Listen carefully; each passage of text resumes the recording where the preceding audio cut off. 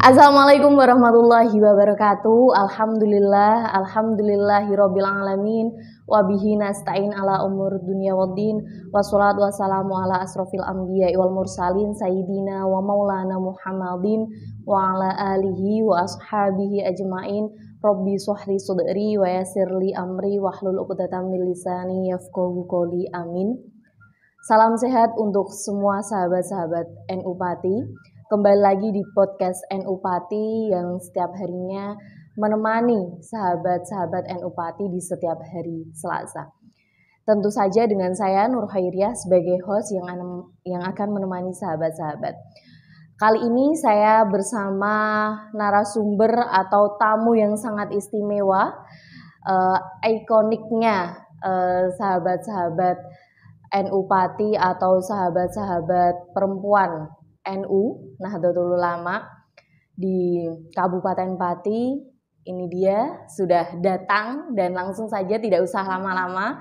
Assalamualaikum Bu As. Waalaikumsalam warahmatullahi wabarakatuh. Sehat nggih Bu As nggih? Alhamdulillah sehat. Untuk kesibukan kesehariannya ini apa ini Bu?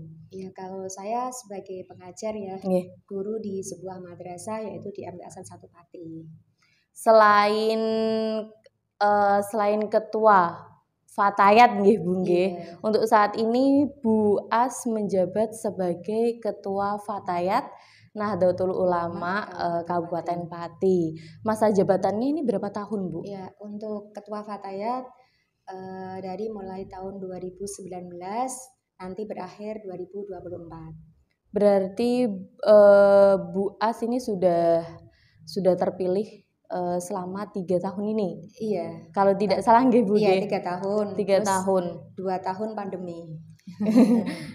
2 tahun pandemi.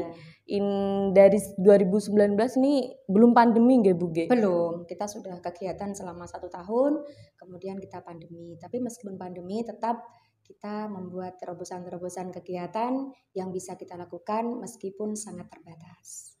Nah, sahabat-sahabat NU ini kan banyak yang belum tahu Fatayat. Fatayat itu harus berapa tahun sih atau harus bagaimana sih gitu kan Bu ya. Terkadang kan Fatayat sama yang satunya muslimat nggih Bu. Iya. Muslimat itu sama nggak sih? Biasanya kan juga bertanya-tanya. Yang muda pun juga biasanya masuknya juga ada yang muslimat gitu. Iya. Nah, itu bagaimana ini Bu? Iya. Sebenarnya kita sama-sama organisasi perempuan, jadi merupakan banom dari Nahdlatul Ulama ya. Jadi pengkaderannya kita dibuat sistem dari umur usia.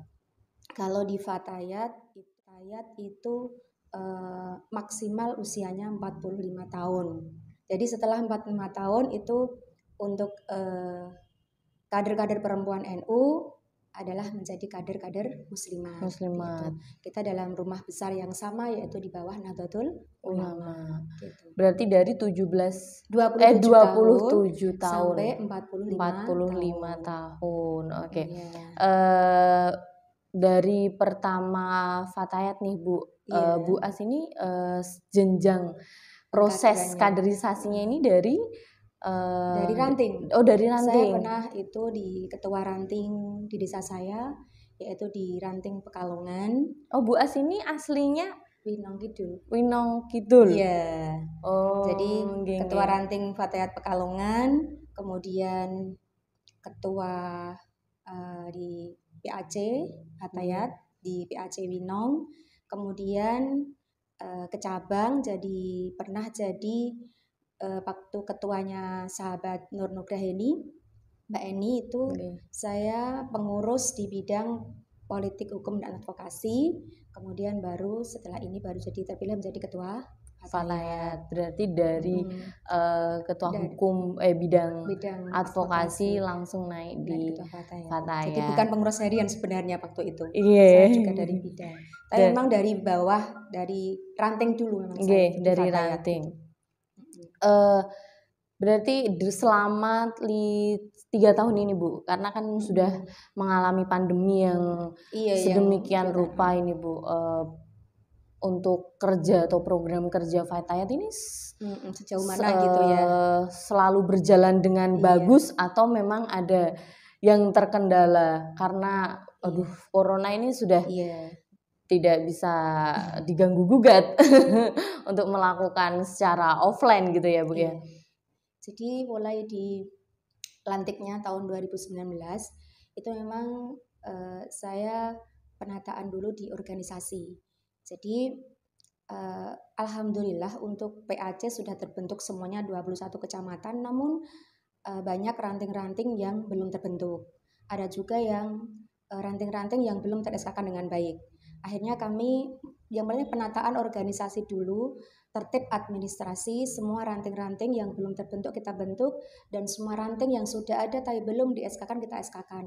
Jadi alhamdulillah sudah mengalami peningkatan meskipun kita terkendala oleh pandemi waktu itu. Memang waktu itu banyak sekali PAC yang mau konferensi, mau pergantian pengurus, ranting yang mau konferensi juga belum mau rapat anggota kalau ranting istilahnya ya. Itu juga terkendala karena pandemi, tapi di awal-awal kita sudah mulai menata. Jadi kita menata organisasi bagaimana Fatayat itu bisa memanage organisasi dengan benar, karena segala sesuatu yang baik itu tanpa diorganisir dengan baik maka tidak akan berhasil. Tetap akan dikalahkan sesuatu yang tidak baik tapi dia terorganisir dengan baik. Maka dari itu kita matangkan dulu, kita tertibkan dulu bagaimana berorganisasi yang baik dan benar. Jadi itu target awal saya kemarin, dan alhamdulillah ini sudah banyak terbentuk ranting-ranting hampir 400-an ranting di Fatayat di Kabupaten Pati ini. Jadi anggotanya sudah yang tercantum dalam database, kita kan memang ada database itu. Kita sudah hampir 13.000 lebih itu yang sudah mendaftar, sudah mengisi database anggota Fatayat. Namun masih banyak sekali anggota yang belum mengisi. Apalagi yang ranting-ranting baru itu kan baru taraf sosialisasi kita. Yang pertama target kita adalah penataan organisasi dan administrasi. Yang kedua adalah pengkaderan. Jadi bagaimana seseorang itu tahu organisasinya, bagaimana dia mau berkiprah di organisasinya, dia tahu Fatayat, dia tahu Nahdlatul Ulama adalah dari pengkaderan. Namanya latihan kader dasar, itu kita memang wajibkan untuk setiap PAC dan juga ranting. Dan untuk itu di cabang, di Fatayat cabang, itu kita bentuk namanya tim 9. Tim 9 ini adalah memang 9 jumlahnya, dan memang orang-orang yang sudah kita pandang dan kita anggap mampu untuk memberikan pengkaderan di ranting maupun di anak cabang. Dan mereka semua sudah ikut TOT di tingkat wilayah. Begitu. Berarti Kabupaten Pati ini mempunyai hampir 400 ranting. Kalau ikut Fatayat nih Bu, kalau ikut Fatayat itu memang harus mengikuti latihan kader dasar ya. Iya. Kalau misalnya nih Bu, di ranting-ranting kecil kan memang banyak pemudi remaja-remaja putri atau pemudi-pemudi yang memang dia aktif di desa tapi tidak mengikuti pelatihan kader dasar ya. Kader dasar itu apakah masih bisa disebut anggota Fatayat atau hanya ikut-ikutan gitu? Ya, itu kan kalau memang selama ini sebenarnya kita sih inginnya semuanya ikut LKD, tapi karena keterbatasan waktu, keterbatasan tenaga, kesempatan juga, banyak sekali yang anggota-anggota kita yang belum ikut LKD. Nah, ini juga disebut anggota Fatayat ketika dia ikut di kepengurusan Fatayat, di kegiatan Fatayat. Jadi kita ini rencananya nanti kemarin di rapat kerja wilayah juga kita akan selain pendataan di database, kita akan mengadakan itu kartu anggota Fatayat yang sifatnya sekarang kan digital. Nah itu kita bekerja sama dengan sebuah kayak bank gitu kan, yang sifatnya nanti bisa mengakomodir semua database Fatayat yang sampai ke ranting-ranting. Jadi kan memang syaratnya kita ikut LKD, tetapi karena keterbatasan itu diproses. LKD itu memang proses, tidak bisa langsung semua ikut LKD karena pelatihan itu kalau jumlahnya banyak, jadinya pengajian kan kita nggak tercapai gitu kan tujuan kita. Jadi maksimal kan 40 orang itu sudah banyak. Makanya kan. Nah, kalau ratusan ranting kita langsung LKD sekaligus kan butuh waktu itu. Makanya ini masih proses dan memang kita haruskan ikut LKD, tapi proses sampai nanti selesai entah kapan, pokoknya kita garap terus itu pengkaderan begitu kan. Selalu mensosialisasikan LKD.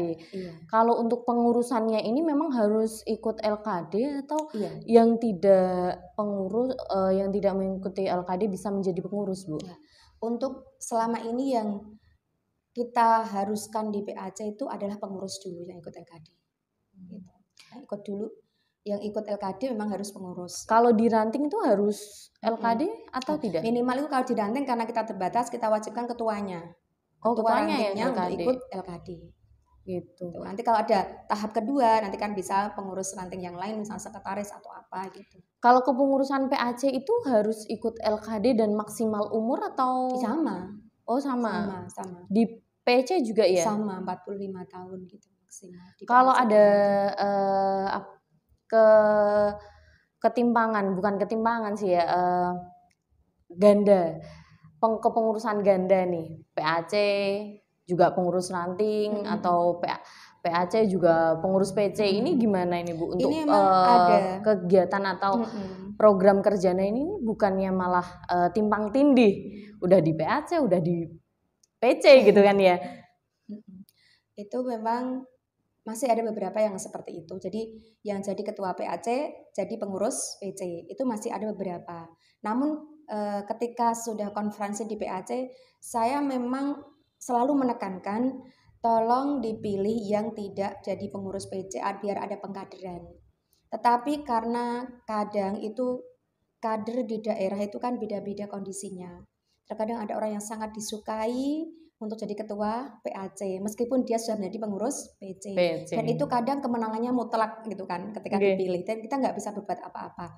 Namun seperti ini ketika sudah terjadi berarti kita harus mensikapi bagaimana biar bisa memposisikan ketika di cabang juga aktif, di PAC juga bisa aktif. Bahkan terlihat tidak begitu kendala ketika dia jadi ketua PAC meskipun jadi pengurus cabang. Ini terbuktinya malah justru dia bisa mensosialisasikan apa yang ada di cabang, program cabang ke PAC-nya. Malah komunikasinya lebih efektif gitu, enak. Itu ada yang seperti itu. Jadi karena memang orang itu beda-beda sih kapasitasnya. Jadi kadang ada orang yang memang sibuk itu malah justru baik gitu kan. Double-double juga baik. Tergantung bagaimana dia memanage waktunya.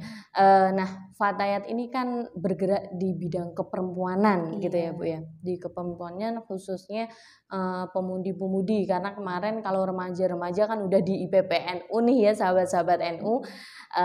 Kalau Fatayat ini di pemudi-pemudinya. Fatayat ini pernah nggak sih Bu untuk responsif terhadap kasus-kasus perempuan, responsif gender di Kabupaten Pati? Iya, untuk kita itu memang ada salah satu departemen, bidang seksi ya, bidang di politik hukum dan advokasi. Ini kita punya lembaga namanya lembaga LKP3A. Ini yang perlindungan terhadap perempuan dan anak. Nah, ini juga kita sudah membuat semacam kayak aduan secara online. Ketika ada kayak bentuk kekerasan dalam rumah tangga atau apa, silakan kita bisa melalui layanan tersebut, kemudian kita bisa dampingi. Dan kita menindaklanjuti tersebut, kita sudah MOU dengan Dinsos. Jika nanti terjadi satu kasus, kita bisa mendampingi, nanti kita bisa bekerjasama dengan Dinas Sosial dan juga Polres. Kita sudah pernah audiensi juga dengan Polres tentang hal itu. Dan untuk sosialisasi ke masyarakat, ke anggota-anggota kita pun sering sudah mengadakan tentang keadilan gender ini. Jadi ada program-program yang baik itu kalau dulu waktu pandemi kita sering membuka kayak webinar gitu tentang keadilan gender, tentang keadilan perempuan dan sebagainya. Itu juga sudah kita lakukan. Kemudian sosialisasi terhadap perlindungan perundang-undang perlindungan anak juga pernah kita lakukan juga ketika ada pertemuan PAC, dan itu selama ini memang baru kita lakukan seperti itu. Soalnya untuk kasus-kasus perempuan, maaf, memang saya pernah mendapatkan aduan itu, tapi ketika kita mau ajukan udah damai dengan suaminya, itu udah alhamdulillah kan begitu. Jadi itu pernah kita mendapatkan aduan seperti itu, ketika kita mau konsultasi, kita dampingi, ternyata sudah baikan dengan keluarganya, gitu pun itu pernah kita lakukan ya. Berarti ini Fatayat ini bisa pendampingannya secara hukum atau pendampingan secara psikis dan mental, atau semuanya bisa di Semuanya Fatayat? sebenarnya bisa, tapi kalau hukum kan kita hanya bisa tadi merujuk gitu, merujuk ke Dinsos, ke Polres kayak gitu, membantu mendampingi mereka. Berarti mendampingi secara mental, psikis pun juga iya ya Bu ya. Oke. Untuk kegiatan-kegiatan Fatayat nih Bu, pastinya kan banyak sekali yang mengandung khususnya perempuan di Nahdlatul Ulama, Aswaja lah Bu, GH. Jadi pernah nggak sih Fatayat ini membuat sosialisasi atau edukasi tentang fikih perempuan atau gender responsif, gender perspektif ya, perspektif fikih atau semacam yang lainnya nih Bu. Soalnya kan gini, banyak komunitas-komunitas perempuan yang dia masuknya untuk keadilan perempuan lah, feminisme dan kesetaraan, tapi biasanya komunitas-komunitas perempuan itu kan tidak memperhatikan fikihnya ini bagaimana, Islamnya, hukumnya bagaimana gitu kan Bu. Ini pernah nggak sih Fatayat ini memberi edukasi tentang fikih perempuan? Nah itu sepertinya sering kita lakukan itu di anak cabang itu mengadakan itu Mbak, ketika Ramadan itu kajian fikih perempuan itu sudah dilakukan secara rutin.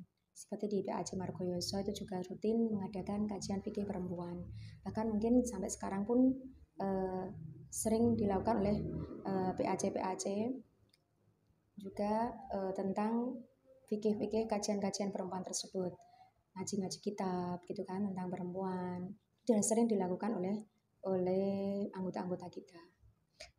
Tapi untuk sosialisasi di media sosial nih Bu, soalnya kan gini ya, yang saya banyak ketahui atau temukan kasus-kasus seperti itu kayak transgender, padahal kalau kita berbicara tentang Islam, transgender itu kan udah nggak boleh nih ya Bu ya.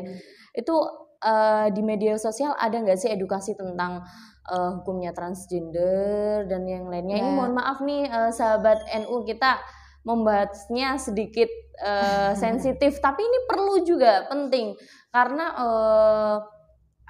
kegiatan-kegiatan hukum perempuan seperti itu secara fikih pun juga perlu ya Bu ya. Iya. Ini yang kita yang di medsos mungkin karena kita keterbatasan ya. Cuma kalau ngaji fikih perempuannya itu kita sudah secara online dan live itu. Tadi kan bisa disimak orang lain. Cuma kita untuk live-nya di Facebook. Oh di Facebook. YouTube-nya ada nggak Bu? Nah, YouTube belum. Tapi ada. Tapi belum kita pernah buat online. Tapi yang untuk Facebook itu online itu ngaji fikih perempuan. Bisa disimak. Ini perlu nih sahabat-sahabat menyimak kegiatan-kegiatan Fatayat di Facebook. Facebooknya Fatayat Pati. PC Fatayat Pati. Oke. Nah, untuk fokusnya tahun ini nih Bu, Fatayat tahun ini nih fokusnya ini apa? Oh iya, ini Fatayat memang masih mendapatkan masih proses, kita berjalan selama 4 tahun itu kita pendampingan dan pengawasan program JKN GIS itu ya, yang mana itu kita memang termasuk pilot project di Jawa Tengah kan ada 2 PC ya, Tegal sama Pati. Ini masih kita terus menjalankan itu pendampingan dan pengawasan itu. Kemudian yang dalam waktu dekat ini nanti kita akan mengadakan Garfa, yaitu Diklatsar namanya, Diklatsar Garda Fatayat.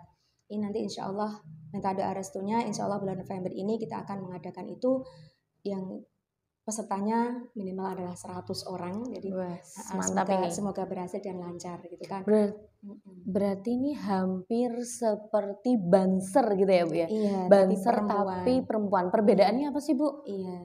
Nah ini kan memang kalau Fatayat memang sudah ada juknis sendiri yang Garda Fatayat ya.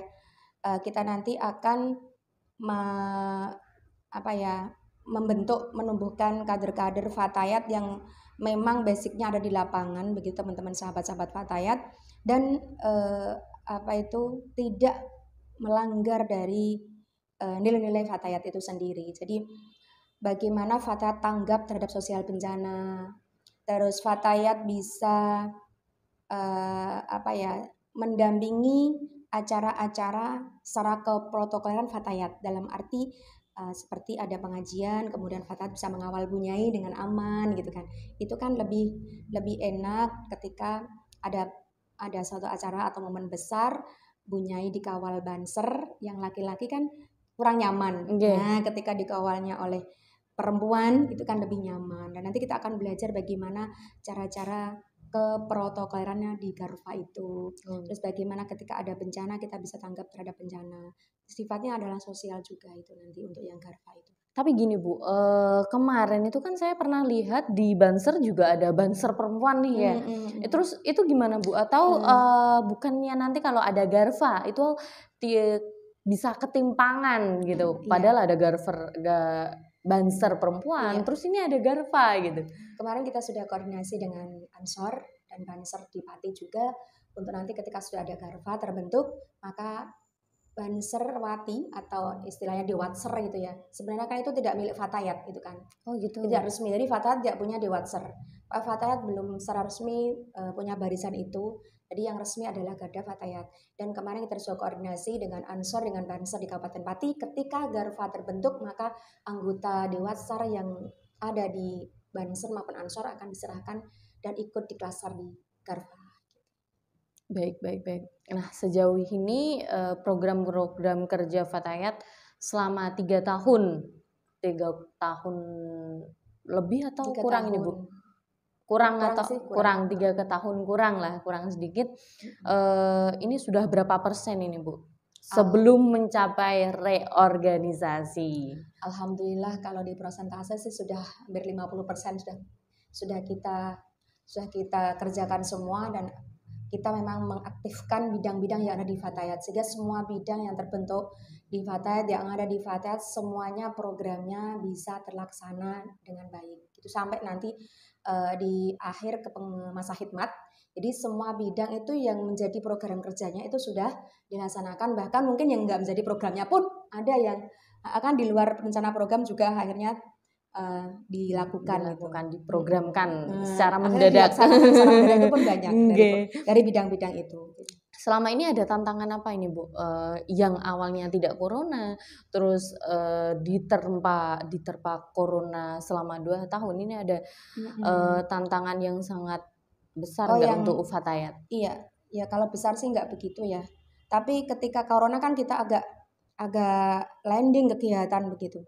Kita landing, bisanya kita hanya online gitu kan. Kalaupun pertemuan rapat pun terbatas, sehingga banyak komunikasi yang kurang efektif dan efisien. Tetapi ketika corona sudah selesai, COVID sudah selesai, akhirnya kegiatan-kegiatan kita menumpuk, dan ini memang kita harus betul-betul bisa memanage waktu, tenaga, dan juga energi termasuk kan dengan baik, sehingga kegiatan-kegiatan yang menumpuk yang seharusnya dilaksanakan 2 tahun sekarang kita laksanakan sekarang, akhirnya kan kita harus bisa memanage dengan baik itu. Tapi gini Bu, selama 2 tahun itu kan kasus-kasus kekerasan seksual secara cyber itu kan banyak sekali nih ya. Selama 2 tahun itu Fatayat pernah nggak sih mendapat aduan tentang kekerasan seksual, entah itu kasus KDRT, kekerasan rumah tangga secara seksual, secara cyber, dan yang memang secara verbal, pernah nggak sih Bu? Pernah juga sih, cuma langsung ketika kita ada kasus kekerasan terhadap anak ya, pelecehan seksual juga pernah. Terus kita konfirmasi dengan PAC-nya. Jadi PAC setempat, kemudian ranting setempat, kita komunikasikan untuk mengkonfirmasi kasus tersebut dan mengadakan pendampingan, penguatan mental, dan kemudian kita konsultasikan dengan pihak-pihak PAC, kita kondisikan ketika sudah terkondisi dengan baik, kita cari informasi sudahkah ditangani oleh pemerintah. Nah, seperti itu kita baru seperti itu. Oh, ternyata sudah ditangani oleh Dinsos, sudah ada pendampingan dari pemerintah. Ya sudah. Berarti kita memberikan penguatan secara psikis dan secara mentalnya. Berarti secara 2 tahun ini responsifnya Fatayat ini sangat aktif banget gitu ya, walaupun tertempa corona pandemi. Oke, baik, ini terakhir nih Bu, karena waktunya memang sudah sangat mepet sekali. Mohon maaf, padahal banyak sekali yang perlu dibicarakan dan perlu didiskusikan tentang masalah-masalah perempuan yang ada di Kabupaten Pati, khususnya pemudi-pemudi. Terakhir, kata-kata mutiara atau pesan dan kesannya untuk perempuan-perempuan yang ada di Kabupaten Pati, Bu. Untuk sahabat-sahabat semua, terutama kaum perempuan dan juga sahabat-sahabat yang dari sahabat-sahabat Fatayat NU, untuk tetap semangat meskipun kita adalah berperan ganda, terkadang sibuk tapi tetap harus semangat untuk tetap berjuang. Jadi khairun nas anfa'uhum linnas. Jadilah kita menjadi manusia yang bermanfaat untuk orang lain. Baik, sekian dari saya. Mohon maaf apabila salah kata atau penyebutan gelar atau penyebutan yang lainnya. Akhirul kalam, wallahul muwaffiq ila aqwamit thoriq. Wassalamualaikum warahmatullahi wabarakatuh.